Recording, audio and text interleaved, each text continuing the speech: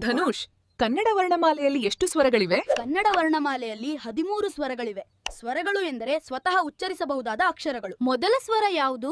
ಮೊದಲ ಸ್ವರ ಅ. ಬಹುತೇಕ ಪದಗಳು ಅ ಅಕ್ಷರದಿಂದ ಆರಂಭವಾಗುತ್ತವೆ. ಪ್ರಶ್ನೆ 3. ಸ್ವರ ಎಂದರೆ ಏನು? ಸ್ವತಂತ್ರವಾಗಿ ಉಚ್ಚರಿಸಬಹುದಾದ ಅಕ್ಷರಗಳನ್ನ ಸ್ವರಗಳು ಎನ್ನುತ್ತಾರೆ. ಉದಾ ಆ ವ್ಯಂಜನಗಳು ಎಷ್ಟು? ಕನ್ನಡ ವರ್ಣಮಾಲೆಯಲ್ಲಿ 34 ವ್ಯಂಜನಗಳಿವೆ. ಅವುಗಳನ್ನ ಸ್ವರಗಳ ಸಹಾಯದಿಂದ ಉಚ್ಚರಿಸಬೇಕು. ಮೊದಲ ವ್ಯಂಜನ ಯಾವುದು? ಮೊದಲ ವ್ಯಂಜನ ಕ. ಉದಾಹರಣೆ ಕಾಗೆ, ಕರು.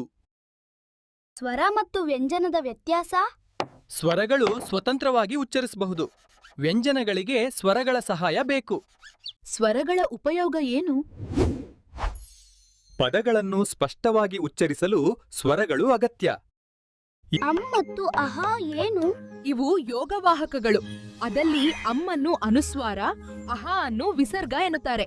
ಕನ್ನಡ ಯಾವ ರಾಜ್ಯದ ಭಾಷೆ? ಕನ್ನಡ ಕರ್ನಾಟಕ ರಾಜ್ಯದ ಮುಖ್ಯ ಭಾಷೆ.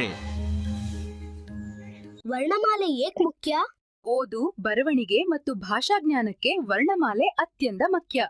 Like, share and subscribe.